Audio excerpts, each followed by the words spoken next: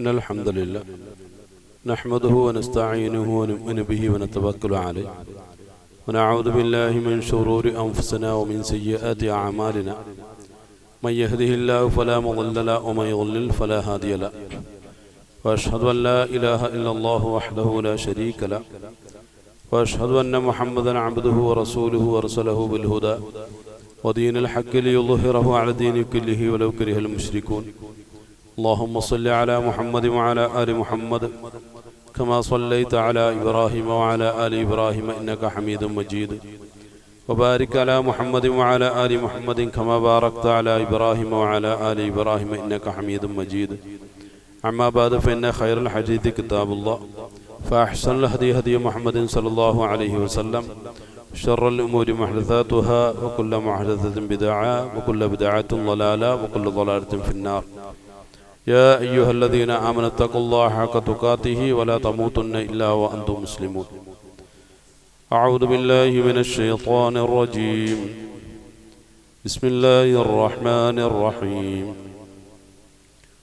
واذكر في الكتاب إبراهيم إنه كان صديقا نبيا إذ قال لأبيه يا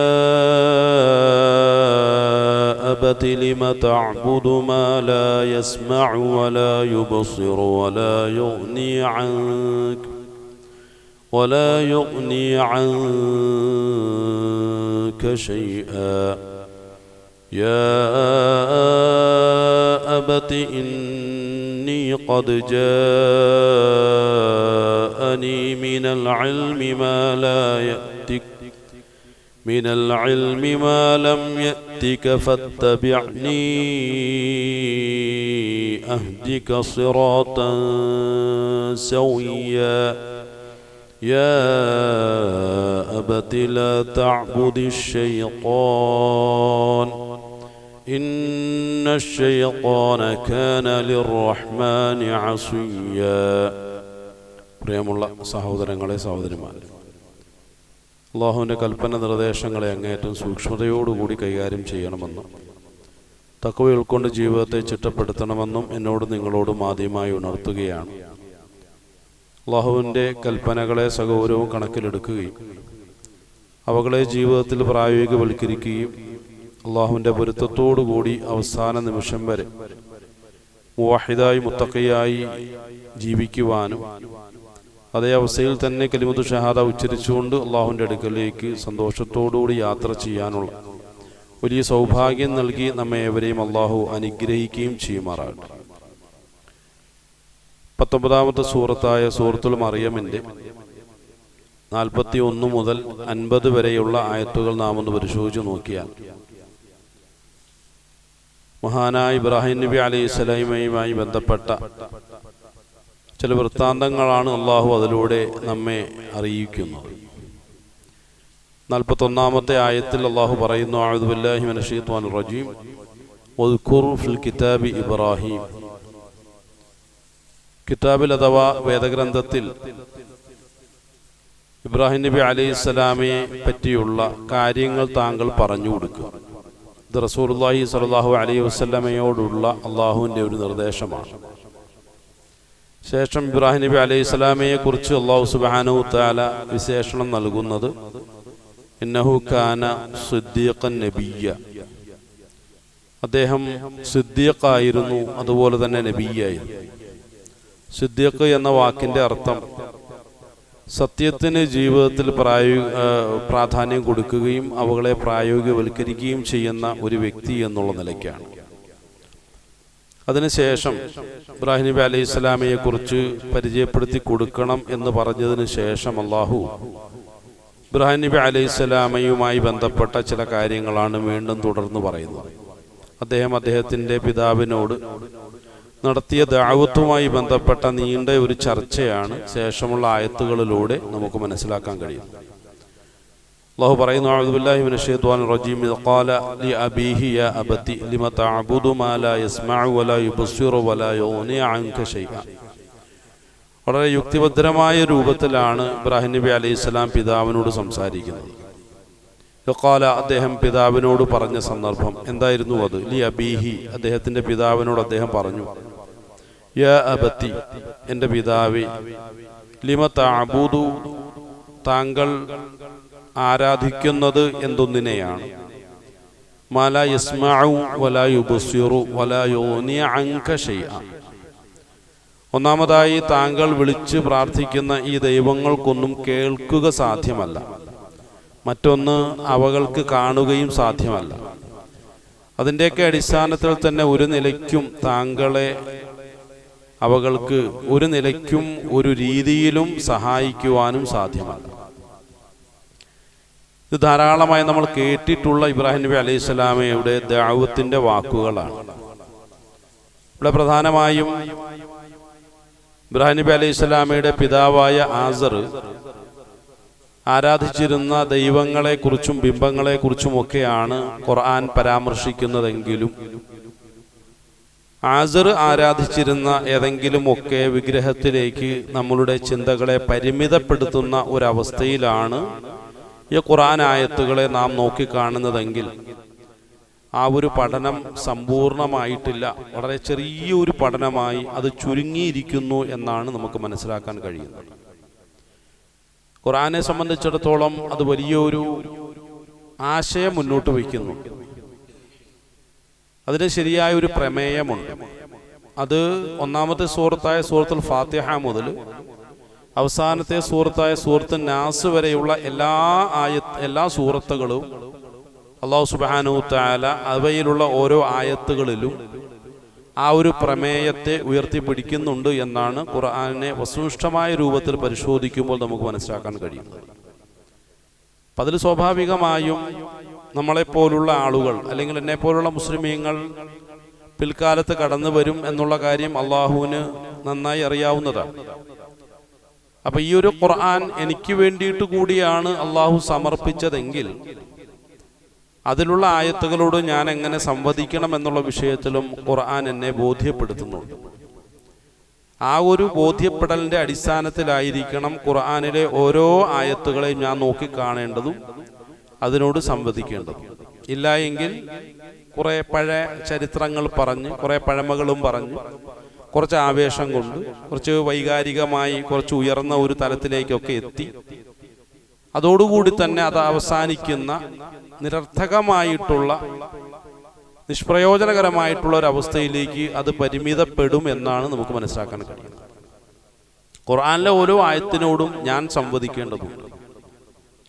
ഖുർആനുമായി ബന്ധപ്പെട്ട മുഴുവൻ ആളുകളും സംവദിക്കേണ്ടതുണ്ട്. സംവദിക്കാൻ കഴിയുന്നില്ല എങ്കിൽ എൻ്റെ വ്യക്തി ജീവിതത്തിൽ സംഭവിക്കുന്ന വലിയൊരു പരാജയമാണ്, വലിയൊരു ഗതികേടാണ്, വലിയൊരു പോരായ്മയാണ്.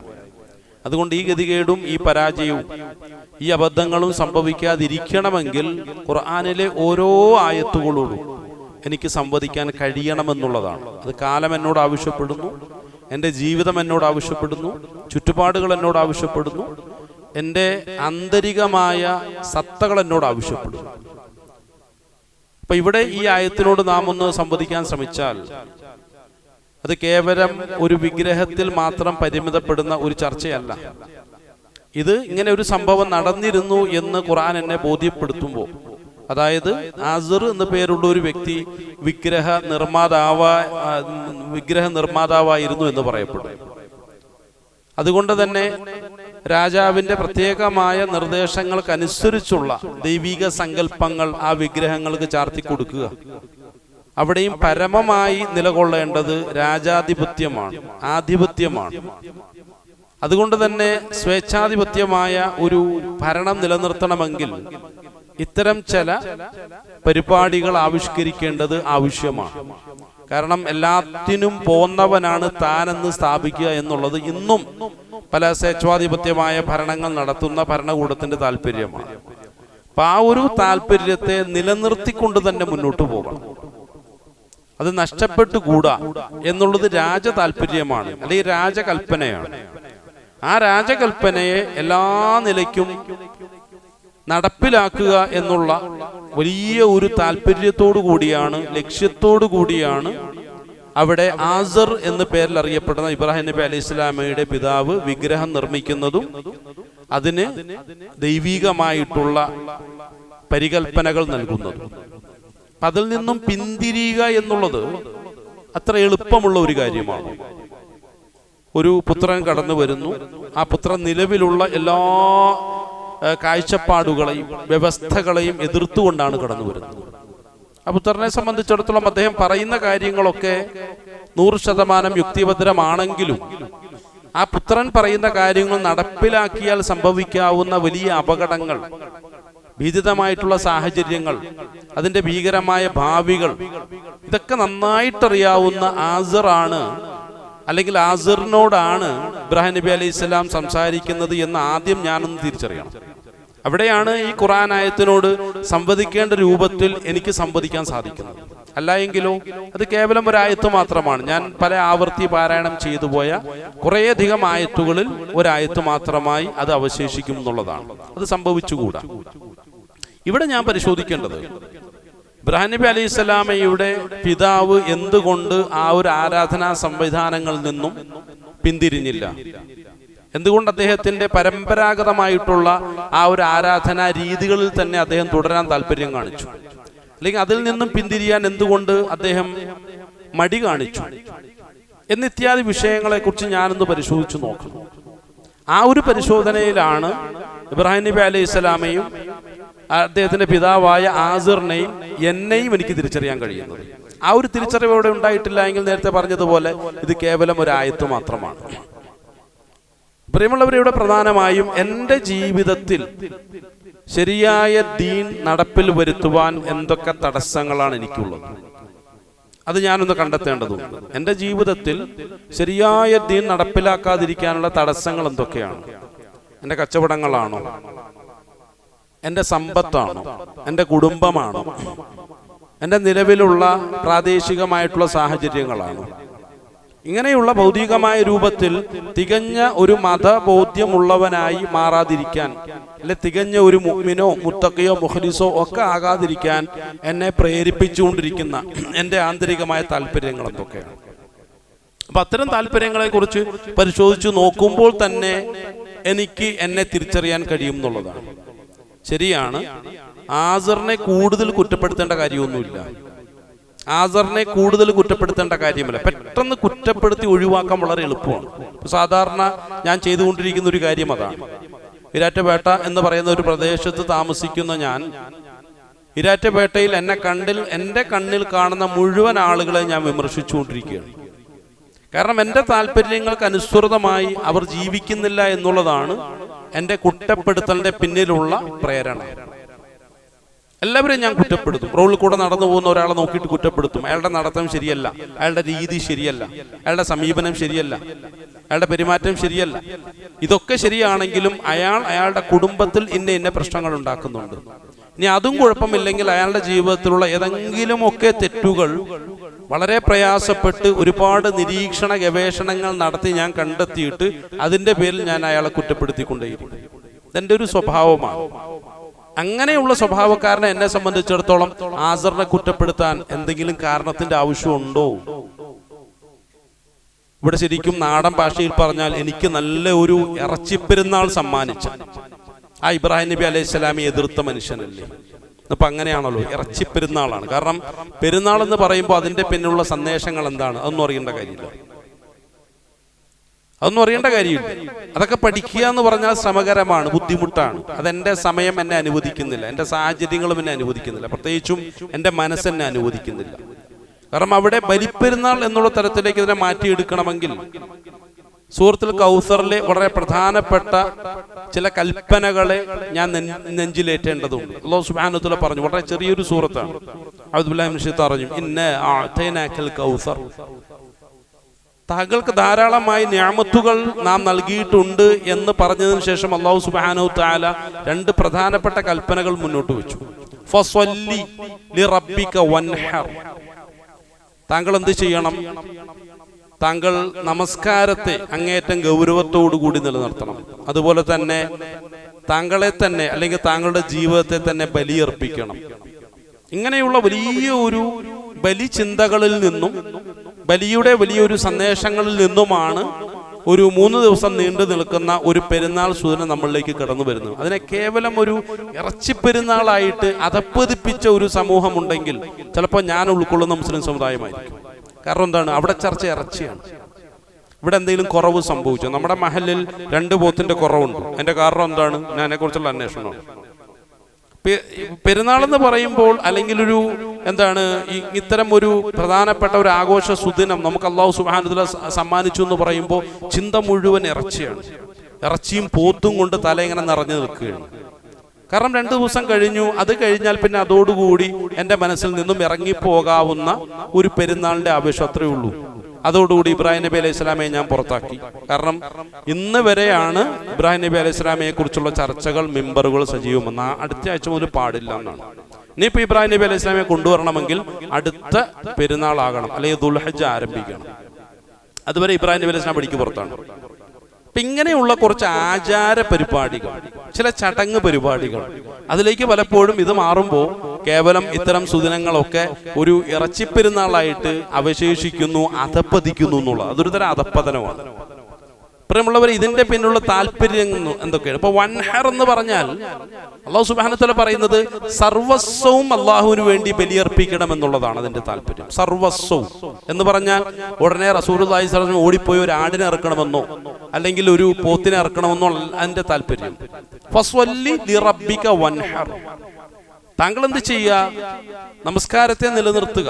ശരിയായ രൂപത്തിൽ നമസ്കാരത്തെ നിലനിർത്തുന്ന ഒരു വ്യക്തിക്ക് മാത്രമേ സ്വന്തം ജീവിതത്തെ സമ്പൂർണമായും അള്ളാഹുവിന് വേണ്ടി ബലിയർപ്പിക്കാൻ സാധിക്കുകയുള്ളൂ.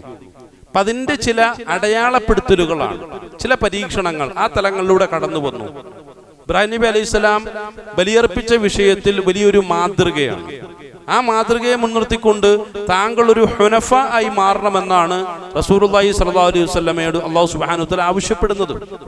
കാരണം യഥാർത്ഥ മതത്തെ ഉൾക്കൊള്ളുന്ന ആളുകൾ എന്നുള്ള നിലയ്ക്കാണ്. ഇപ്പൊ നമുക്കൊക്കെ സുപരിചിതമായ ഒരു സൂറത്തുണ്ട്, സൂറത്തുൽ ബയ്യിന. അഊദു ബില്ലാഹി മിനശ് ശൈത്വാനിർ റജീം. ലം യകുനില്ലദീന കഫറൂ മിൻ അഹ്ലിൽ കിതാബ് വൽ മുശ്രികീന മുൻഫക്കീന ഹത്താ തഅതിയഹുമുൽ ബയ്യിന. അതേപോലെ റസൂലുള്ളാഹി സ്വല്ലല്ലാഹു അലൈഹി വസല്ലം ഇസ്ലാമിക ദഅവത്തുമായി മക്കയിലൂടെയും മദീനയിലൂടെയും സഞ്ചരിക്കുമ്പോൾ സംഭവിച്ച വലിയൊരു മാറ്റമാണ്. എന്താണ്? അഹ്ലു കിതാബിൽപ്പെട്ട, അതായത് ജൂത ക്രൈസ്തവ വിഭാഗത്തിൽപ്പെട്ട അല്ലെങ്കിൽ മുശ്രിക്കീങ്ങളിൽപ്പെട്ട വ്യത്യസ്തമായ ആചാര അനുഷ്ഠാനങ്ങളും ദൈവിക സങ്കല്പങ്ങളും ആരാധനാ രീതികളും വെച്ചു പുലർത്തുകയും നടപ്പിലാക്കുകയും ചെയ്തിരുന്ന ഒരു വിഭാഗം മുശ്രിക്കീങ്ങൾ എന്ത് ചെയ്തു? ഒന്നടങ്കം ഇസ്ലാമിലേക്ക് കടന്നു വരിക. കാരണം ബഹുദൈവ സങ്കല്പം എന്നുള്ളത് ഒരിക്കലും ശരിയായ ഒരു കാഴ്ചപ്പാടല്ല. അത് ചില പരമ്പരാഗതമായിട്ടുള്ള ചില തലങ്ങളിലൂടെ മാത്രം പരിമിതപ്പെട്ട ചില ചിന്തകളാണത്. അതിന്റെ പരിധിയൊക്കെ അവസാനിച്ചു കഴിഞ്ഞു. അത് കാലഹരണപ്പെട്ടു, അതിനെ കാലം ഹരിക്കാൻ പോവുകയാണ്. ഇത് മനസ്സിലാക്കുന്ന, സത്യത്തെ ഉൾക്കൊള്ളാൻ തയ്യാറാകുന്ന നല്ലൊരു ശതമാനം മുശ്രിക്കീങ്ങളും എന്ത് ചെയ്യുന്നു? റസൂലുള്ളാഹി സ്വല്ലല്ലാഹു അലൈഹി വസല്ലമയോടൊപ്പം ചേർന്ന് ഷഹാദത്ത് ചൊല്ലി ബൈഅത്ത് സ്വീകരിക്കുകയാണ്. അതേപോലെ തന്നെ അബ്ദുല്ലാഹി ഇബ്നു സലാമിനെ പോലുള്ള മഹാന്മാരായിട്ടുള്ള ജൂത പണ്ഡിതർ റസൂലുള്ളാഹി സ്വല്ലല്ലാഹു അലൈഹി വസല്ലമയുടെ ദഅവത്തിനെ സ്വീകരിക്കുകയും അതിലേക്ക് കടന്നു വരികയും ചെയ്യുകയാണ്. അപ്പൊ ഈ ഒരു മാറ്റം സംഭവിച്ചതിനെ കുറിച്ച് അല്ലാഹു സുബ്ഹാനഹു വ തആല വളരെ ചെറിയ രൂപത്തിൽ പ്രയോഗിച്ചത് മുൻഫക്കീൻ എന്നാണ്. അവരൊക്കെ മുൻഫക്കീങ്ങളായി മാറിയിട്ടുണ്ട്. ആരൊക്കെ? മുശ്രിക്കീങ്ങളും അതുപോലെ തന്നെ അഹ്ലു കിതാബുകളും. ഈ മുൻഫക്കീനായി മാറിക്കഴിഞ്ഞാൽ സ്വാഭാവികമായും വലിയൊരു സ്ഥാനത്തേക്ക് അവർ ഉയരുകയാണ്. അതാണ് ആ സൂറത്തിൽ തന്നെ പറയുന്നു, ഹുനഫാ വയുഖീമുസ് സ്വലാത്ത വയുഅ്തുസ് സകാത്ത വദാലിക ദീനുൽ ഖയ്യിമ. ശരിയായ ഒരു ദീനിന്റെ ആളുകളായി അവർ മാറുമ്പോൾ അവരെ ഖുർആൻ വിളിക്കുന്നത് ഹുനഫാ എന്നാണ്. ഇബ്രാഹിം നബി അലൈഹി സ്വലാം അദ്ദേഹത്തിന്റെ വലിയൊരു പഠന നിരീക്ഷണ കാലയളവിൽ അദ്ദേഹം അവസാനം ഒരു തിരിച്ചറിവിന്റെ തലത്തിലേക്ക് കടന്നു വരികയാണ്. ജനങ്ങളെ ബോധിപ്പിക്കാൻ വേണ്ടിയിട്ടുള്ള അദ്ദേഹത്തിന്റെ ഒരു ടീച്ചിങ് മെത്തഡോളജി ആയിട്ടാണ് ഇന്ന് ആധുനിക വിദ്യാഭ്യാസ വിചക്ഷണർ ഖുർആനിലെ സൂറത്തുൽ അൻആമിലെ അത്തരം ചില ആയത്തുകളെ വിലയിരുത്തുന്നത്. കാരണം അവസാന തലത്തിലേക്ക് ഇൻഷാ അല്ലാഹ് അതിനെക്കുറിച്ച് പിന്നീട് നമുക്ക് ചർച്ച ചെയ്യാം. അപ്പൊ പറഞ്ഞു, അത് ഇബ്രാഹിം നബി അലൈഹി സ്വലാമയുടെ ഒരു വിദ്യാഭ്യാസപരമായ ഒരു കാഴ്ചപ്പാട് ഏറ്റവും ആധുനികമായ രൂപത്തിൽ, ഏറ്റവും ആധുനികമായ ഒരു വിദ്യാഭ്യാസ സംവിധാനം ഇവിടെ ഉണ്ടെങ്കിൽ അത് തീം സെന്റർ ഇന്ററാക്ഷൻ പോലുള്ള ആ ഒരു ടീച്ചിങ് മെത്തഡോളജി അവതരിപ്പിക്കുന്നുണ്ടെങ്കിൽ അതിന്റെ ഏറ്റവും കൃത്യമായ നേർക്കാഴ്ചയാണ് സൂറത്തുൽ അൻആമിലൂടെ അല്ലാഹു സുബ്ഹാനഹു വ തആല അവതരിപ്പിക്കുന്നത്. അപ്പോൾ ആ ഒരു പഠനത്തിന് ശേഷം അവസാനം ഇബ്രാഹിം നബി അലൈഹി സ്വലാം വരുന്നത് ഇന്നി വജ്ജഹതു വജ്ഹിയ ലില്ലദീ ഫതറസ് സമാവാതി വൽ അർള ഹനീഫൻ എന്ന് പറഞ്ഞിട്ടാണ്. കാരണം മുഴുവൻ പഠനങ്ങളും നടത്തി അതിൽ നിന്നും ഏകനായ റബ്ബിനെ തിരിച്ചറിഞ്ഞുകൊണ്ട് അത് അല്ലാഹുവാണ്, അവനല്ലാതെ ഒരു ഇലാഹുമില്ല, റുബൂബിയത്തിന്റെ തലത്തിലും ഉലൂഹിയത്തിന്റെ തലത്തിലും ഒക്കെ ഏകനായിരിക്കാൻ യോഗ്യതയുള്ളവൻ, അതിന് അർഹതയുള്ളവൻ ഏകനായ അല്ലാഹു മാത്രമാണ് എന്നുള്ള ശരിയായ ഒരു തിരിച്ചറിവാണ്. ആ ശരിയായതെന്ന് പറയുമ്പോൾ ശരിയായ ഒരു നിരീക്ഷണത്തിന്റെയും പഠനത്തിന്റെയും ഒടുവിലാണ്.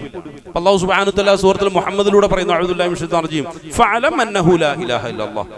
ലാ ഇലാഹ ഇല്ലല്ലാഹ് എന്നുള്ള വിഷയത്തെക്കുറിച്ച് പഠിക്കാൻ പറയുമ്പോൾ അവിടെ ഫഅലം എന്ന വാക്കാണ് ഉപയോഗിച്ചിട്ടുള്ളത്. ഫഅലം എന്ന് പറഞ്ഞു കഴിഞ്ഞാൽ നിരീക്ഷണ ഗവേഷണ പഠനങ്ങളിലൂടെ പഠിച്ചെടുക്കുക എന്നുള്ളതാണ് അതിന്റെ താല്പര്യം.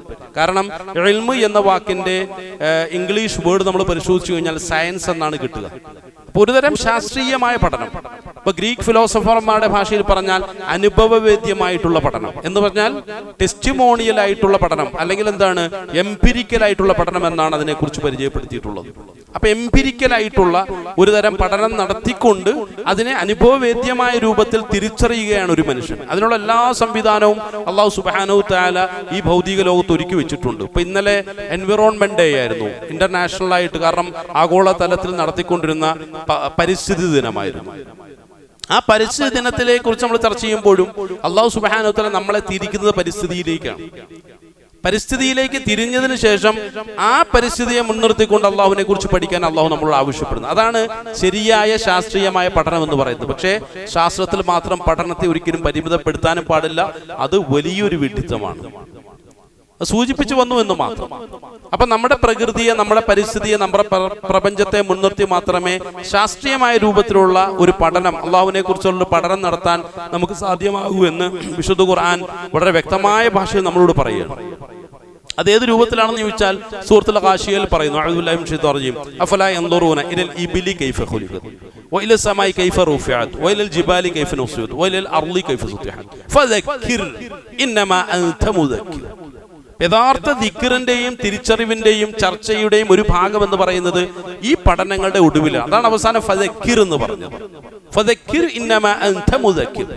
അതിന് മുമ്പ് എന്ത് നടക്കണം? ശരിയായ ദിക്ർ സംഭവിക്കണമെങ്കിൽ അല്ലാഹു സുബ്ഹാനഹു വ തആല നമ്മളോട് പറയുകയാണ്, ഒട്ടകങ്ങളിലേക്ക് നോക്കണം, അവയെങ്ങനെയാണ് സൃഷ്ടിക്കപ്പെട്ടിട്ടുള്ളത്. ഇപ്പൊ സൃഷ്ടാവിനെ പറഞ്ഞിട്ടില്ല. ഇപ്പൊ സൃഷ്ടാവിനെ പറഞ്ഞിട്ടുണ്ടെങ്കിൽ ആ സൃഷ്ടിക്കപ്പെട്ട വസ്തുവിനെ മുൻനിർത്തിക്കൊണ്ട് സൃഷ്ടാവിനെ അന്വേഷിക്കുക എന്നുള്ളത് എൻ്റെ ബാധ്യതയാണ്, എൻ്റെ ധാർമ്മികമായ ബാധ്യതയാണ്. ആ ഒരു ബാധ്യത നാം നിർവഹിച്ചു കഴിഞ്ഞാൽ ഒട്ടകത്തെ ആരാണ് സൃഷ്ടിച്ചത് എന്ന് നിരീക്ഷണ ഗവേഷണങ്ങളിലൂടെ എനിക്ക് മനസ്സിലാക്കാൻ കഴിയും. അതാണ് യഥാർത്ഥ ഇൽമ്, അല്ലെങ്കിൽ നേരത്തെ പറഞ്ഞതുപോലെ എംപിരിക്കൽ ആയിട്ടുള്ള പഠനം. അതുപോലെ തന്നെ ഉയർത്തപ്പെട്ടു എന്ന് പറഞ്ഞു.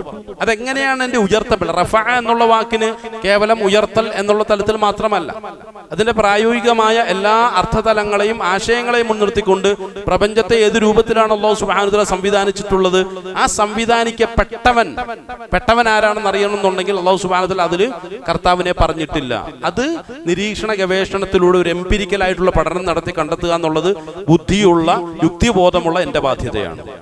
ഈ രൂപത്തിലുള്ള യുക്തിയെയും ബുദ്ധിയെ മുൻനിർത്തിക്കൊണ്ട്, പ്രകൃതിയെ മുൻനിർത്തിക്കൊണ്ട്, പ്രപഞ്ചത്തെ മുൻനിർത്തിക്കൊണ്ട്, പരിസ്ഥിതിയെ മുൻനിർത്തിക്കൊണ്ട് ഞാൻ അള്ളാഹുവിനെ കണ്ടെത്തിയെങ്കിൽ മാത്രമേ കേവലം ഒരു വൃക്ഷത്തൈ നടീൽ എന്ന ഒരു ചടങ്ങ് പ്രവർത്തനങ്ങൾക്കും അപ്പുറം ആ പരിസ്ഥിതി എനിക്ക് തിരിച്ചറിയാൻ കഴിയുള്ളൂ, ആ പരിസ്ഥിതിയോടുള്ള ബാധ്യത നിർവഹിക്കാൻ കഴിയുള്ളൂ. ഇതാണ് ഈ ഒരു പഠനത്തിന്റെ ഒരു പ്രത്യേകത എന്ന് പറയുന്നത്. അപ്പൊ ഈ രൂപത്തിൽ നമ്മൾ പഠിക്കുക, മനസ്സിലാക്കുക, നിരീക്ഷിച്ച് തിരിച്ചറിയുക എന്നുള്ളതാണ്. ആ ഒരു തിരിച്ചറിവാണ് ഇബ്രാഹിം നബി അലൈഹി സ്വലാം നടത്തിയതെന്ന് ഖുർആൻ വളരെ വ്യക്തമായ രൂപത്തിൽ ഇവിടെ പ്രസ്താവിക്കുകയാണ്. ആ തിരിച്ചറിവിന്റെ അടിസ്ഥാനത്തിൽ ഇബ്രാഹിം നബി അലൈഹി സ്വലാം എന്തായി മാറി എന്ന് അള്ളാഹു പറഞ്ഞപ്പോൾ അള്ളാഹു വ്യക്തമാക്കിയത് അദ്ദേഹം ഹനീഫായി മാറി എന്ന് പറയുന്നു. ഹനീഫൻ മുസ്ലിം എന്നാ പറഞ്ഞിട്ടു. അപ്പൊ ഹനീഫായി അദ്ദേഹം മാറിയിട്ടുണ്ട്. ഖുർആനിലെ പല ഭാഗങ്ങളിലായിട്ട് അദ്ദേഹം ഹനഫാ ആയിരുന്നുവെന്നും ഹനീഫായിരുന്നെന്നും വ്യക്തമാക്കുന്നു.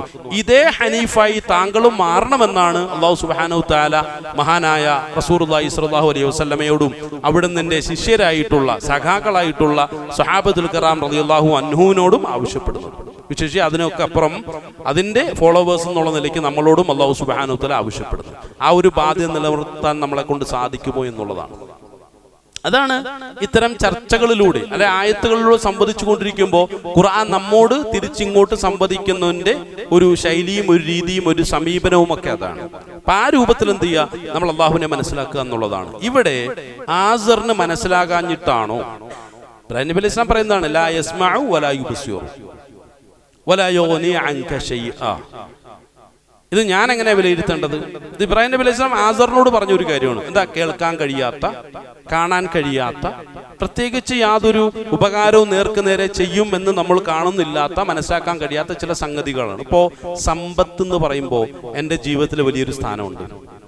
പലപ്പോഴും ഞാൻ ഇത്തരം ഒരു ഖുത്ബകളുടെ വേദികളിൽ നിന്നും പുറത്തിറങ്ങുമ്പോൾ അല്ലെങ്കിൽ ഖുർആൻ ക്ലാസ്സുമായി ബന്ധപ്പെട്ട ഒരു സ്ഥലങ്ങളിൽ നിന്നും പുറത്തു കടക്കുമ്പോൾ എൻ്റെ ജീവിതം പ്രായോഗികമായ തലത്തിലേക്ക് മാറുകയാണ്. ആശയ തലത്തിൽ നിന്നും ഞാൻ എൻ്റെ പ്രായോഗികമായ ജീവിതത്തിലേക്ക് മാറിയ ഒരു സന്ദർഭമാണ്. ആ നിമിഷം വന്നിട്ട് എൻ്റെ ജീവിതവും സമ്പത്തും തമ്മിലുള്ള ബന്ധം എന്താണ് എന്ന് ചോദിച്ചു കഴിഞ്ഞാൽ ചിലപ്പോൾ ഞാൻ പറഞ്ഞു കളയും, ഒരു അതിക്രമപരമായ രൂപത്തിൽ സംസാരിച്ചു കളയും. എന്താണെന്ന് അറിയുമോ? പൈസ ഇല്ലെങ്കിൽ കാര്യമൊന്നും നടക്കില്ല. പൈസ ഉണ്ടെങ്കിലേ കാര്യങ്ങളൊക്കെ നടക്കുള്ളൂ. എല്ലാ കാര്യങ്ങളും സുഗമമായ രൂപത്തിൽ നടക്കണമെങ്കിൽ പൈസ വേണം. പൈസ ഉണ്ടെങ്കിൽ മനസ്സിനൊരു സമാധാനമുണ്ട്.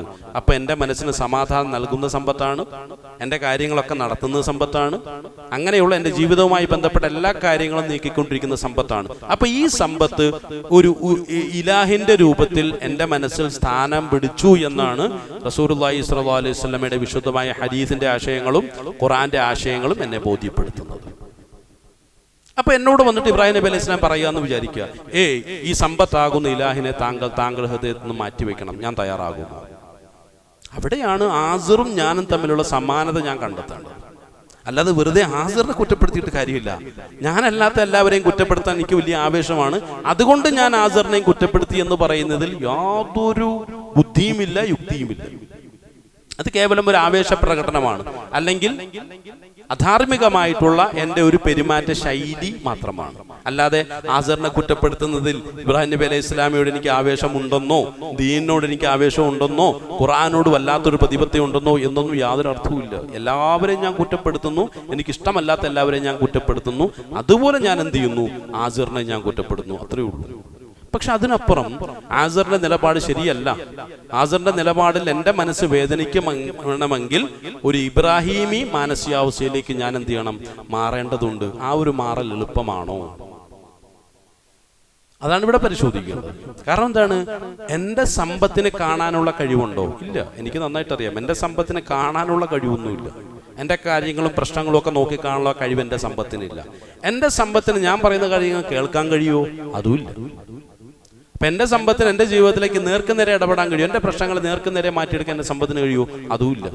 അപ്പോൾ ഇബ്രാഹിം നബി അലൈഹി സ്വലാം മുന്നോട്ട് വെച്ചിട്ടുള്ള ആ ഒരു വിഗ്രഹവും എൻ്റെ സമ്പത്തും തമ്മിൽ വലിയ വ്യത്യാസങ്ങളൊന്നുമില്ല എന്നർത്ഥം. ഇതെൻ്റെ മനസ്സിൽ നിന്നും മാറ്റിക്കളയണമെന്നാണ് ഇബ്രാഹിം നബി അലൈഹി സ്വലാം ആവശ്യപ്പെട്ടത്. ഒരു ഉദാഹരണം, എനിക്ക് സമ്പത്തിന് അല്ലെങ്കിൽ പൈസയ്ക്ക് വളരെയധികം അത്യാവശ്യം വന്ന ഒരു ഘട്ടത്തിൽ എൻ്റെ ഒരു സഹോദരൻ, ഞാൻ വല്ലാത്ത ഭയവിഹ്വലനായി വല്ലാത്ത ഭയാശങ്കകളിലൊക്കെ അകപ്പെട്ട് അങ്ങനെ അസ്വസ്ഥതയോട് നിൽക്കുമ്പോഴാണ് എൻ്റെ ഒരു സുഹൃത്തിനെ ഞാൻ വിളിക്കുന്നത്. സഹോദര, നിങ്ങൾ എന്നെ ഒന്ന് സഹായിക്കണം, ഇത്ര രൂപ എനിക്ക് അത്യാവശ്യമുണ്ട്. ആ സുഹൃത്ത് അപ്പോൾ തന്നെ എന്ത് ചെയ്തു? തീർച്ചയായും നിങ്ങളെ ഞാൻ സഹായിക്കാൻ തയ്യാറാണ് എന്നോട് പറഞ്ഞു. അപ്പം എൻ്റെ മനസ്സിൽ എന്താ ഉണ്ടാവുക? എൻ്റെ മാനസികാവസ്ഥ എന്തായിരിക്കും? വല്ലാത്തൊരു സമാധാനം എൻ്റെ മനസ്സിൽ വന്നെറിയും. എന്തായാലും ആ ഒരു പ്രശ്നം പരിഹരിക്കാൻ കഴിയുമല്ലോ സമാധാനമായി എന്ന് നമ്മളോട് കൂടെയുള്ള പല ആളുകളോടും നമ്മുടെ ആ ഒരു സമാധാനത്തിൻ്റെ വൈകാരികമായ തലങ്ങളൊക്കെ നമ്മൾ പറഞ്ഞ് മനസ്സിലാക്കി കൊടുക്കും. അപ്പോൾ കൂടെ നിൽക്കുന്ന ആൾക്ക് മനസ്സിലാവും വലിയൊരു സമാധാനത്തിലാണ് ഇപ്പോൾ ഇദ്ദേഹം ഉള്ളത്. അപ്പം എന്നെ സമാധാനത്തിലൊക്കെ എന്താണ്? സമ്പത്താണ്. എൻ്റെ പ്രശ്നങ്ങളെയൊക്കെ എനിക്ക് പരിഹരിക്കാൻ കഴിയും എന്നുള്ള ഉറച്ച വിശ്വാസത്തിലേക്ക് ഞാൻ എത്തി. അതാണ് എൻ്റെ സമാധാനത്തിനുള്ള കാരണം. പക്ഷെ കുറെ കഴിഞ്ഞിട്ടും അദ്ദേഹം വരുന്നില്ല. അദ്ദേഹം വീട്ടിൽ നിന്നും ഇറങ്ങി, ഞാൻ ഇറങ്ങുകയാണ് കേട്ടോ, ഞാൻ ഇപ്പം തന്നെ വന്നേക്കാം എന്ന് പറഞ്ഞു. അപ്പം അദ്ദേഹത്തിൻ്റെ വരവും കാത്ത് കൂടുതൽ പ്രതീക്ഷയോടുകൂടി കൂടുതൽ സമാധാന ചിത്തനായിട്ട് ഞാൻ നിലകൊള്ളുകയാണ്. കുറെ കഴിഞ്ഞിട്ടും അദ്ദേഹം വരുന്നില്ല. കൂടുതൽ സമയം കഴിഞ്ഞിട്ടും അദ്ദേഹത്തിൻ്റെ ആ ഒരു വരവ് സംഭവിക്കാതിരുന്നപ്പോൾ ഞാൻ അതിനെക്കുറിച്ച് അന്വേഷിച്ചപ്പോഴാണ് അറിയുന്നത് അദ്ദേഹം വലിയൊരു ആക്സിഡൻറ്റിൽ പെട്ടുപോയി. ആക്സിഡൻറ്റിൽപ്പെട്ട അദ്ദേഹത്തെ പെട്ടെന്ന് തന്നെ ഹോസ്പിറ്റലിലാക്കി.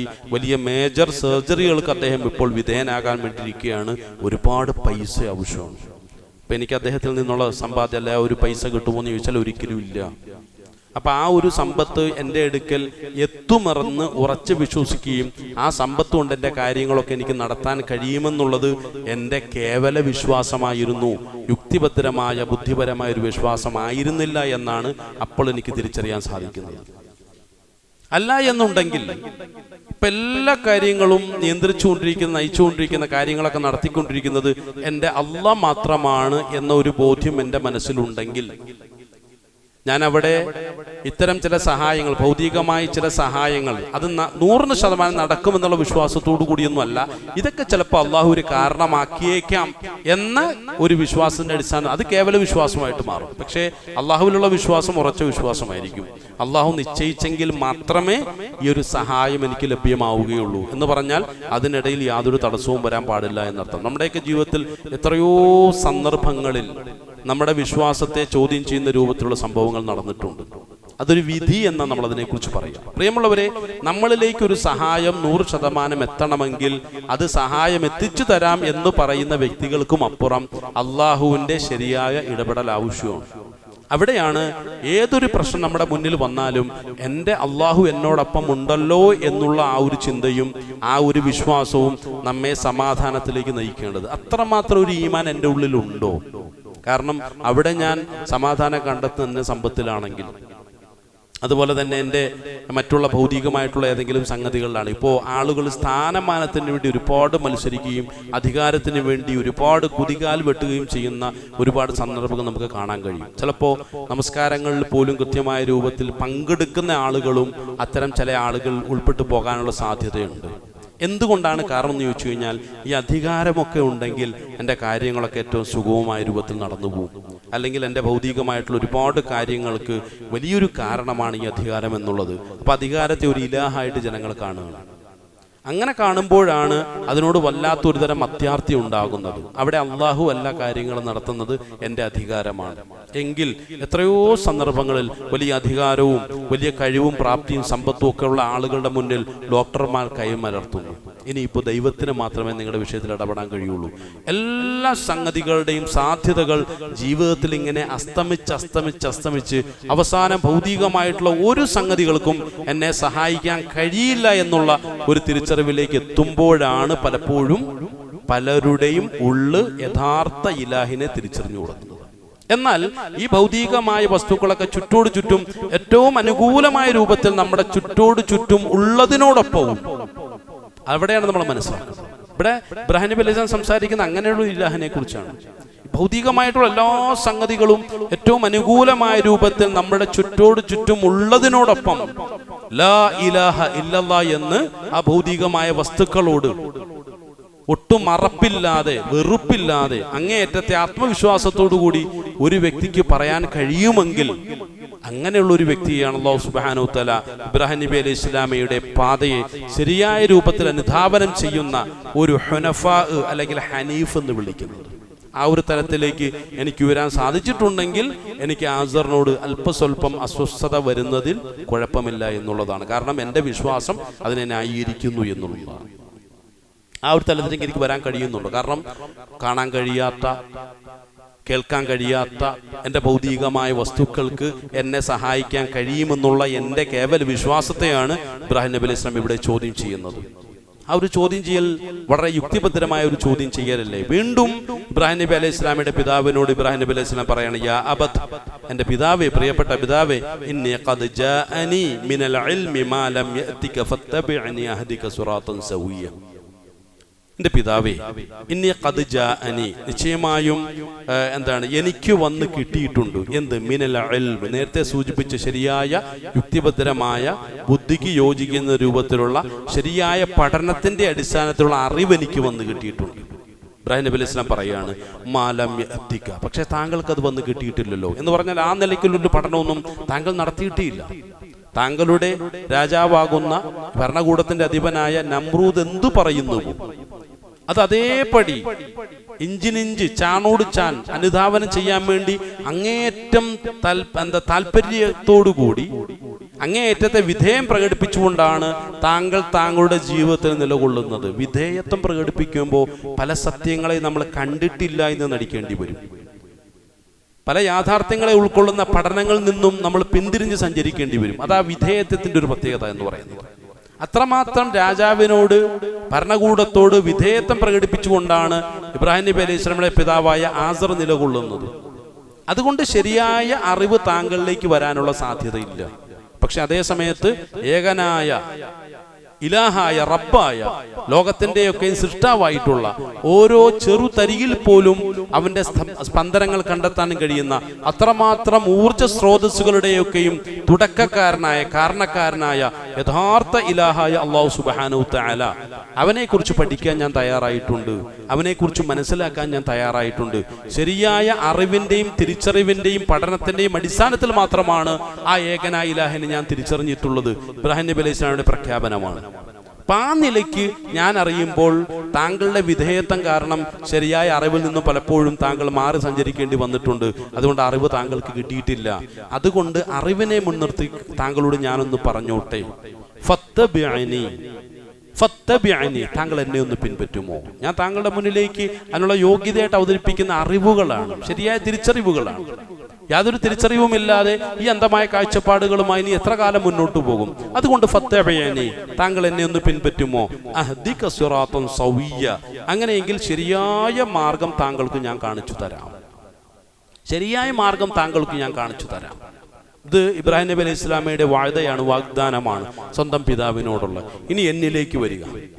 എൻ്റെ ജീവിതത്തിൽ ഞാൻ ഒരുപാട് മണ്ടത്തരങ്ങൾ കാട്ടിക്കൂട്ടിക്കൊണ്ടിരിക്കുകയാണ്. എൻ്റെ കുടുംബജീവിതം താറുമാറാണ്. എൻ്റെ കച്ചവട വ്യവഹാര മേഖലകൾ താറുമാറാണ്. എത്രയോ കച്ചവടങ്ങൾ ഞാൻ ചെയ്തു, ഒന്നും അങ്ങോട്ട് പച്ചപിടിക്കുന്നില്ല, രക്ഷപ്പെടുന്നില്ല. അതുപോലെ തന്നെ സാമൂഹിക രംഗത്ത് എൻ്റെ സുഹൃത്തുക്കളൊക്കെ എന്നെ കുറ്റപ്പെടുത്താറുണ്ട്. ഇങ്ങനെ ഒരുപാട് ജീവിതത്തിൽ പരാജയങ്ങളെ സദാ നേരിട്ട് കൊണ്ടിരിക്കുന്ന ഒരു വ്യക്തിയാണ് ഞാൻ. അപ്പോൾ ശരിയായ ഒരു അറിവുള്ള ഒരാൾ എന്നോട് പറയുകയാണ്, സുഹൃത്തെ, നിങ്ങളുടെ കച്ചവട രംഗത്ത് പരാജയം സംഭവിക്കാനുള്ള കാരണം താങ്കളുടെ സാമ്പത്തിക ക്രയവിക്രയത്തിൽ കുറെ പോരായ്മകളുണ്ട്, താങ്കളുടെ കാഴ്ചപ്പാടിൽ ചില പ്രശ്നങ്ങളുണ്ട്. ഞാൻ പറയും അതൊന്നുമല്ല, കാരണം എല്ലാം കൊണ്ടും തികഞ്ഞവനാണ് ഞാനെല്ലാം കൊണ്ട്, കാരണം ഞാൻ എന്നോട് തന്നെ അടിമത്തം പ്രകടിപ്പിച്ചു കഴിഞ്ഞു എന്ന് പറഞ്ഞാൽ എൻ്റെ വ്യക്തിത്വത്തെ തിരിച്ചറിയാൻ കഴിയാതെ, എൻ്റെ നഫ്സിനെ തിരിച്ചറിയാൻ കഴിയാതെ. അല്ലാഹു സുബ്ഹാനഹു വ തആല പറഞ്ഞല്ലോ, ഇബ്രാഹിം നബി അലൈഹി സ്വലാമയുടെ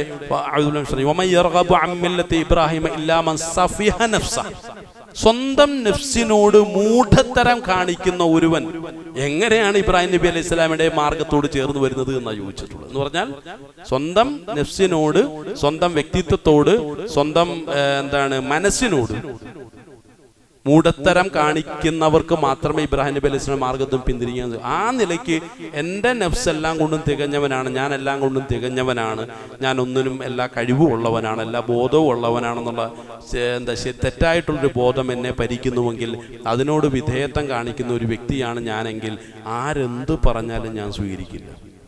താങ്കളുടെ കുടുംബജീവിതത്തിൽ ചില പ്രശ്നങ്ങളൊക്കെ ഉണ്ട്, അതുകൊണ്ട് അങ്ങനെയാണ് ഇങ്ങനെയാണ് ജീവിക്കേണ്ടത്, അതിൻ്റെ ചില ഫാമിലി ഓറിയൻറ്റേഷനും പ്രോഗ്രാമുമായി ബന്ധപ്പെട്ട എന്തെങ്കിലും നല്ല ആശയങ്ങൾ എന്നിലേക്ക് ഒരു വ്യക്തി പറഞ്ഞു തരുമ്പോൾ ഞാൻ സ്വീകരിക്കില്ല. കാരണം എന്താണ്?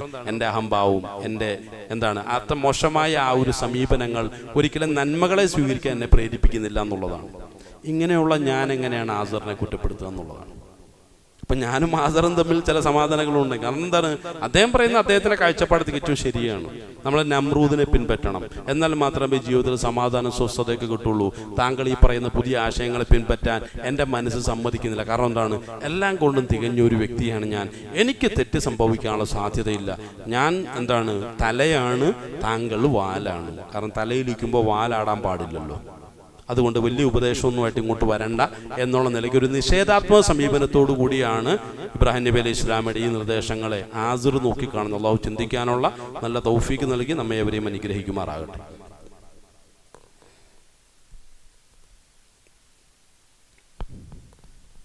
അൽഹംദുലില്ലാഹി റബ്ബിൽ ആലമീൻ, വസ്സലാത്തു വസ്സലാമു അലാ അഷ്റഫിൽ മുർസലീൻ വഅലാ ആലിഹി വസഹ്ബിഹി അജ്മഈൻ, അമ്മാ ബഅദ്. അള്ളാഹുവിൻ്റെ കൽപ്പനകളെ ശിരസാവഹിച്ചുകൊണ്ട് ജീവിതത്തെ മുന്നോട്ട് നയിക്കണമെന്നും തഖ്വ ഉൾക്കൊണ്ട് ജീവിതത്തെ ചിട്ടപ്പെടുത്തണമെന്നും രണ്ടാമതൊന്നുകൂടി ഉണർത്തുകയാണ്. ബഹുമാന്യനായ ഇബ്രാഹിം നബി അലൈഹി സ്വലാം പിതാവായ ആസറിനോട് സംസാരിച്ചുകൊണ്ടിരിക്കുകയാണ്. അപ്പം അദ്ദേഹം പറയുന്നു, ശരിയായ അറിവ് എനിക്കുണ്ട്, ശരിയായ ബോധം എനിക്കുണ്ട്, ശരിയായ കാഴ്ചപ്പാട് എനിക്കുണ്ട്. അതുകൊണ്ട് താങ്കൾ എന്ത് ചെയ്യണം? എൻ്റെ കാഴ്ചപ്പാടിലേക്ക് മടങ്ങി വരണം. ശരിയായ ഒരു മാർഗത്തിലേക്ക്, ജീവിത വിജയത്തിലേക്ക് താങ്കളെ ഞാൻ കൊണ്ടുചെന്നെത്തിക്കാം. പ്രിയമുള്ളവരെ, മനുഷ്യന് വലിയൊരു പ്രശ്നമുണ്ട്. ഒരു മാറ്റത്തിന് വിധേയമാകാതിരിക്കാൻ മനുഷ്യന് വലിയ ചില പ്രശ്നങ്ങളുണ്ട്. അതവൻ്റെ മാനസികമായ തലത്തിലുണ്ടാകുന്ന പ്രശ്നങ്ങളാണ്. അതാണ് ഇന്ന് കൂടുതൽ സാമ്പത്തികമായിട്ടുള്ള ചില ക്രയവിക്രയങ്ങൾ നടക്കുന്ന രൂപത്തിൽ ഒരുപാട് ലോകത്ത് ഇത്തരം ബോധവൽക്കരണ പ്രവർത്തനങ്ങൾ നടന്നുകൊണ്ടിരിക്കുകയാണ്. ഇപ്പം മുമ്പത് സൂചിപ്പിച്ചിട്ടുള്ളതായിരിക്കാം, എന്നാലും ഒന്നുകൂടി സാന്ദർഭികമായിട്ട് സൂചിപ്പിക്കുകയാണ്. ഒരു മനുഷ്യൻ അമേരിക്കയിലേക്ക് പഠിക്കാൻ പോയി. 10 ദിവസത്തെ ക്ലാസ് മാത്രമേ ഉള്ളൂ. പക്ഷേ അദ്ദേഹത്തോട് എത്ര ചിലവായി എന്ന് ചോദിച്ചപ്പോഴാണ് പറഞ്ഞത്, ഫുഡ് ആൻഡ് അക്കോമഡേഷൻ മാറ്റി നിർത്തിയാൽ ആ ഒരു ക്ലാസ്സിൽ പങ്കെടുക്കുന്നതിന് ഒരു ദിവസം ഇന്ത്യൻ മണി 1 lakh റുപ്പീസാണ്, 1 ലക്ഷം രൂപയാണ് കൊടുക്കേണ്ടി വന്നതെന്ന് പറഞ്ഞത്. അപ്പോൾ 10 ലക്ഷം രൂപ പഠിക്കാൻ വേണ്ടി മാത്രം അദ്ദേഹത്തിന് ആ ഒരു ഇൻസ്റ്റിറ്റ്യൂഷനിൽ ചെലവഴിക്കേണ്ടി വന്നു എന്നുള്ളതാണ്. അത്രമാത്രം സമ്പത്ത്, അല്ലെങ്കിൽ സമ്പത്ത് കൊണ്ട് ഭയങ്കര മാർക്കറ്റ് ചെയ്യപ്പെടുന്ന വലിയ ട്രെയിനിങ് പ്രോഗ്രാമുകളൊക്കെയാണ്. അതുപോലെ ഈ അടുത്ത കാലത്ത് മറ്റൊരു നമ്മുടെ കേരളത്തിൽ തന്നെ നടന്ന ഒരു ട്രെയിനിങ് പ്രോഗ്രാം, 3 ദിവസത്തെ പ്രോഗ്രാമാണ്. 1.5 ലക്ഷം രൂപ അടച്ചെങ്കിൽ മാത്രമേ ആ പരിപാടിയിൽ പങ്കെടുക്കാൻ കഴിയുള്ളൂ. അതുപോലെ തന്നെ ഒരു ട്രെയിനറുടെ കീഴിൽ സമ്പൂർണ്ണമായും വിഷയങ്ങളൊക്കെ പഠിച്ച് നല്ല ഒരു റിസോഴ്സ് പേഴ്സണായി മാറണമെങ്കിൽ കേരളത്തിൽ നടക്കുന്ന ഒരു ട്രെയിനിങ് പ്രോഗ്രാമാണ് 7 ലക്ഷം രൂപയാണ് പേ ചെയ്യേണ്ടത്. ഒന്ന് ആലോചിച്ച് നോക്കുക, എത്രമാത്രം സാമ്പത്തികമായി ഉയർന്നു നിൽക്കുന്ന പല പഠന പ്രക്രിയകളുമാണ്. അത്തരം പഠന പ്രക്രിയയുടെ ഭാഗമായി പലപ്പോഴും മാറുമ്പോൾ അനുഭവത്തിൽ നമുക്ക് മനസ്സിലാക്കാൻ കഴിയുന്ന ഒരു സംഗതിയുണ്ട്. നമ്മുടെ സെൽഫിനെ കുറിച്ചുള്ള പഠനങ്ങളാണ് പ്രധാനമായിട്ട് അവിടെ നടക്കുന്നത്. നമ്മളിൽ എന്ത് നടക്കണം? ഒരു മാറ്റം സംഭവിക്കണം. നമ്മളുടെ വ്യക്തിത്വം, നമ്മുടെ ഉള്ളിൽ മാറ്റം ഉണ്ടാകണം. അത് മാറാത്ത കാലത്തോളം നമ്മുടെ കുടുംബജീവിതവും ശരിയാകില്ല, നമ്മുടെ കച്ചവട ജീവിതവും ശരിയാകത്തില്ല, നമ്മുടെ ചുറ്റുമുള്ള ഒരു നിലയ്ക്കുമുള്ള സമാധാനപരവും ജീവിതത്തിലേക്കും നമുക്ക് എത്തിപ്പെടാൻ കഴിയില്ല എന്നുള്ളതാണ്. അവിടെ പ്രധാനമായിട്ടും പറയുന്ന ഒരു സംഗതി, നമ്മൾ ഏതൊരു ശൈലിയാണോ ജീവിതത്തിൽ അനുവർത്തിച്ചു പോന്നിട്ടുള്ളത് അതിൽ നിന്നും മാറുന്ന വിഷയത്തിൽ എന്നും നമ്മുടെ മനസ്സ് വലിയ ഒരു തടസ്സവാദം ഉയർത്തിവെക്കും എന്നുള്ളതാണ്. അത് നമ്മുടെ മനസ്സിൻ്റെ ഒരു പ്രത്യേകതയാണ്.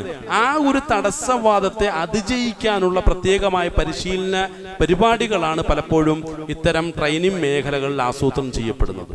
നമ്മുടെ മനസ്സിൻ്റെ ഒരു പ്രത്യേകതയാണ്. കാരണം ഞാൻ ജീവിച്ചു വന്ന ആ ഒരു രീതി, അതിൽ നിന്നും ഒരു മാറ്റം വരണമെങ്കിൽ, പുതിയൊരു പഠന പ്രക്രിയയിലേക്ക് മാറണം എന്നുണ്ടെങ്കിൽ എൻ്റെ മനസ്സ് എന്നും വലിയൊരു തടസ്സമായി, പ്രതിബന്ധമായി അവിടെ നിലകൊള്ളും. ഈ മനസ്സിനെ ആദ്യം ഞാൻ തിരിച്ചറിയുക എന്നുള്ളതാണ്. ആ മനസ്സിനെ തിരിച്ചറിഞ്ഞതിന് ശേഷം ശരിയായ അറിവിൻ്റെ വഴിയിലേക്ക് ഞാൻ തിരിഞ്ഞു പോകണം എന്നുള്ളതാണ്. അപ്പം ആസിറിനെ സംബന്ധിച്ചിടത്തോളം ആ ഒരു തിരിച്ചറിവ് ഉണ്ടായിട്ടില്ല. എന്നെ സംബന്ധിച്ച് ആ ഒരു തിരിച്ചറിവ് ഉണ്ടായിട്ടില്ലെങ്കിൽ, ആ തിരിച്ചറിവ് ഉണ്ടായിട്ടില്ലാത്ത ആസിറിന്റെ നിലപാട് എന്താണോ അത് തന്നെയായിരിക്കും എൻ്റേതും. അല്ലാതെ വലിയ വ്യത്യാസമൊന്നുമില്ല. അതുകൊണ്ട് ഞാൻ എന്ത് ചെയ്യുക, ഇങ്ങനെയുള്ള ഖുർആൻ മുന്നോട്ട് വയ്ക്കുന്ന പല മോശമായ നിഷേധികളായിട്ടുള്ള ആളുകളെ കുറിച്ച് ഞാൻ പഠിക്കുമ്പോഴും, അതുപോലെ തന്നെ സത്യത്തിന് ശരിയായ രൂപത്തിൽ ഉൾക്കൊള്ളുമ്പോൾ ഇബ്രാഹിം നബി അലൈഹി സ്വലാമിന്റെ സുദ്ദീഖ് എന്നാണല്ലോ പറഞ്ഞിട്ടുള്ളത്. സത്യത്തെ 100% അനുധാവനം ചെയ്യാൻ തയ്യാറായിട്ടുള്ള പ്രതിജ്ഞാബദ്ധനായ ഒരു വ്യക്തി എന്നുള്ള നിലയ്ക്കാണ് ഇബ്രാഹിം നബി അലൈഹി സ്വലാമിനെ നമുക്ക് മനസ്സിലാക്കാൻ കഴിയുന്നത്. അങ്ങനെയുള്ള ഇബ്രാഹിം നബി അലൈഹി സ്വലാമിനെ എനിക്ക് ഉൾക്കൊള്ളാൻ കഴിയണമെങ്കിൽ എത്രമാത്രം ഞാൻ മാറേണ്ടതുണ്ട്, എത്രമാത്രം മാനസികമായിട്ടുള്ള ഒരു മാറ്റത്തിന് ഞാൻ വിധേയമാകേണ്ടതുണ്ട് എന്നുള്ളതാണ് ഈ ആയത്തിനോട് സംവദിക്കുമ്പോൾ ആയത്ത് തിരിച്ചും നമ്മളോട് സംവദിച്ചുകൊണ്ടിരിക്കുന്നു. അല്ലാഹു സുബ്ഹാനഹു വ തആല ഇബ്രാഹിം നബി അലൈഹി സ്വലാമിന്റെ മാർഗത്തെ ശരിയായ രൂപത്തിൽ ഉൾക്കൊള്ളാൻ, അത് ജീവിതത്തിൽ സമ്പൂർണ്ണമായിട്ടും നമ്മൾ അതിൻ്റെ 100% അതിൻ്റെ പ്രയോക്താവായി അല്ലെങ്കിൽ ആയി മാറാനുള്ള വലിയ സൗഭാഗ്യം നൽകി അല്ലാഹു സുബ്ഹാനഹു വ തആല നമ്മെ ഏവരെയും അനുഗ്രഹിക്കുമാറാകട്ടെ. നമ്മളിൽ നിന്ന് വന്നുപോയിട്ടുള്ള വലുതും ചെറുതുമായ മുഴുവൻ പാവങ്ങളെയും അല്ലാഹുവിൻ്റെ മഹത്തായ അനുഗ്രഹം കൊണ്ട് വിട്ടുകൊടുത്ത് മാപ്പാക്കി തരുമാറാകട്ടെ. ലോകത്ത് കഷ്ടപ്പാടുകൾ, ദുരിതങ്ങൾ അനുഭവിക്കുന്ന എല്ലാ മുസ്ലിമീങ്ങളെയും എല്ലാവിധ പ്രയാസങ്ങളിൽ നിന്നും കരകയറ്റി അള്ളാഹു അനുഗ്രഹിക്കുമാറാകട്ടെ. വിശേഷിയ ഫലസ്തീൻ മുസ്ലിമീങ്ങൾക്ക് അള്ളാഹു സമാധാനം കൊടുക്കുമാറാകട്ടെ. അവരുടെ എല്ലാ പ്രശ്നങ്ങളിൽ നിന്നും അവരെ ദൂരീകരിച്ച് ഒരു സമാധാനപരമായ ജീവിതം നൽകി ഫലസ്തീൻ മുസ്ലിമീങ്ങളെയും ലോകത്ത് പ്രശ്നങ്ങൾ അനുഭവിക്കുന്ന എല്ലാ മുസ്ലിമീങ്ങളെയും അള്ളാഹു കരകയറ്റി അനുഗ്രഹിക്കുമാറാകട്ടെ. നമ്മളിൽ നിന്നും മരണപ്പെട്ടു പോയിട്ടുള്ള മുഴുവൻ ആളുകളുടെയും ഖബറുകളെ അള്ളാഹു വിശാലമാക്കുകയും മഗ്ഫിറത്തും മർഹമത്തും കൊടുത്ത് അവരെയൊക്കെ അനുഗ്രഹിക്കുകയും ചെയ്യുമാറാകട്ടെ. നല്ലൊരു മരണം നൽകി അള്ളാഹു നമ്മെ എവരെയും അനുഗ്രഹിക്കുകയും ചെയ്യുമാറാകട്ടെ. പെട്ടെന്നുള്ള മരണങ്ങളിൽ നിന്നും മാരകമായ രോഗങ്ങളിൽ നിന്നും എല്ലാവിധ ബലാ മുസീബത്തുകളിൽ നിന്നും അള്ളാഹു നമ്മളെ, നമ്മുടെ കുടുംബത്തിലുള്ള, നാട്ടിലുള്ള മുഴുവൻ ആളുകളെയും കാത്തുരക്ഷിച്ച് അനുഗ്രഹിക്കുമാറാകട്ടെ. ലോക മുസ്ലിമുകളെ അള്ളാഹു അനുഗ്രഹിക്കുമാറാകട്ടെ. നഷ്ടപ്പെട്ട ഇസ്സത്തിനെ ഖുർആന്റെ ഹദീസിന്റെയും വഴിയിലൂടെ തിരിച്ചു പിടിക്കാനുള്ള തൗഫീഖും താക്കത്തും കൊടുത്ത് മുസ്ലിം ലോകത്തെ അള്ളാഹു അനുഗ്രഹിക്കുമാറാകട്ടെ. അല്ലാഹു മഗ്ഫിറിൽ മുഅ്മിനീന വൽ മുഅ്മിനാത്ത് വൽ മുസ്ലിമീന വൽ മുസ്ലിമാത്ത് അൽ അഹ്യാഇ മിൻഹും വൽ അംവാത്ത് റബ്ബനാ ആതിനാ ഫിദ് ദുനിയ ഹസന വഫിൽ ആഖിറതി ഹസനത വഖിനാ അദാബന്നാർ ആമീൻ ബിറഹ്മതിക യാ അർഹമർ റഹീമീൻ വൽഹംദുലില്ലാഹി റബ്ബിൽ ആലമീൻ.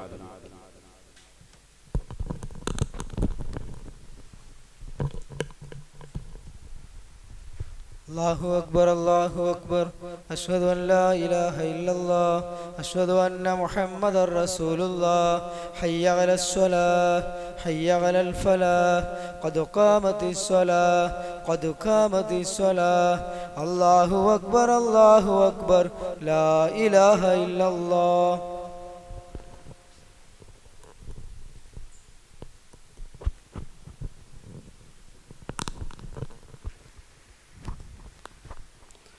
കാലിൻ്റെ പിൻഭാഗം നോക്കി എല്ലാവരും സഫുകൾ ശരിയാക്കി നിൽക്കുക. സഫിൽ വിടവുകളുണ്ടെങ്കിൽ ഇത് പരമാവധി പരിഹരിക്കാം.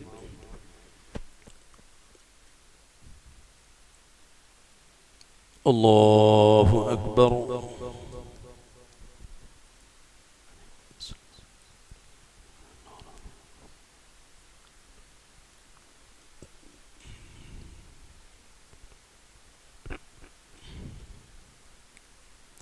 الحمد لله رب العالمين الرحمن الرحيم مالك يوم الدين إياك نعبد وإياك نستعين اهدنا الصراط المستقيم صراط الذين أنعمت عليهم غير المغضوب عليهم ولا الضالين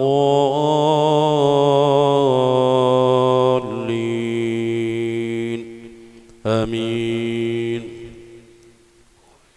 سبح اسم ربك الأعلى الذي خلق فسوى والذي قدر فهدى والذي أخرج المرعى فجعله غثاء أحوى سنقرئك فلا تنسى إلا ما شاء الله إنه يعلم الجهر وما يخفى ونيسرك لليسرى فذكر إن نفعت الذكرى سيذكر من يخشى ويتجنبها الأشقى الذي يصلى النار الكبرى. الله أكبر.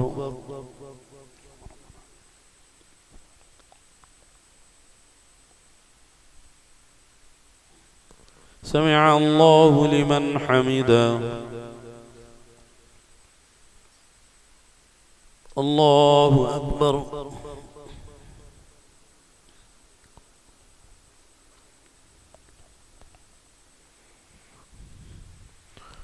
الله أكبر.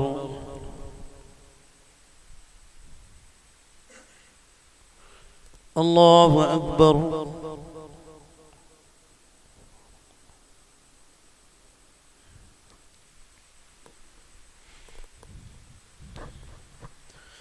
الله أكبر. الحمد لله رب العالمين الرحمن الرحيم مالك يوم الدين إياك نعبد وإياك نستعين اهدنا الصراط المستقيم صراط الذين أنعمت عليهم غير المغضوب عليهم ولا الضالين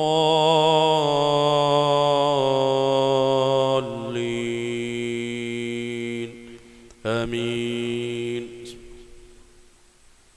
ثم لا يموت فيها ولا يحيا قد أفلح من تزكى وذكر اسم ربه فصلى بل تؤثرون الحياة الدنيا والآخرة خير وأبقى إن هذا لفي الصحف الأولى صحف إبراهيم وموسى. الله أكبر.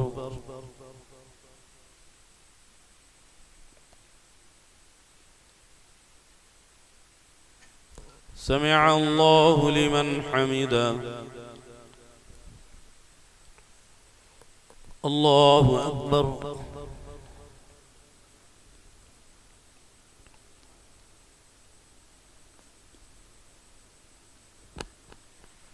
الله أكبر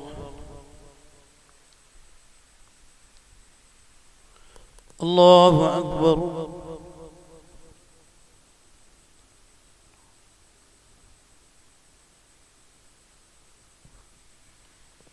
الله أكبر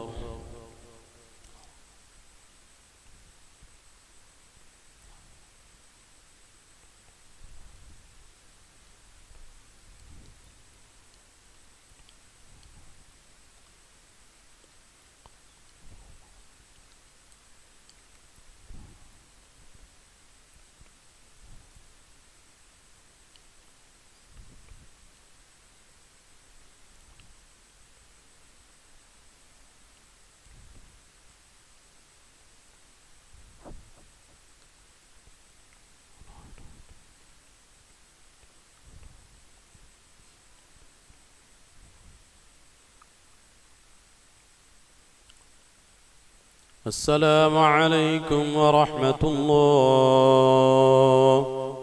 السلام عليكم ورحمة الله.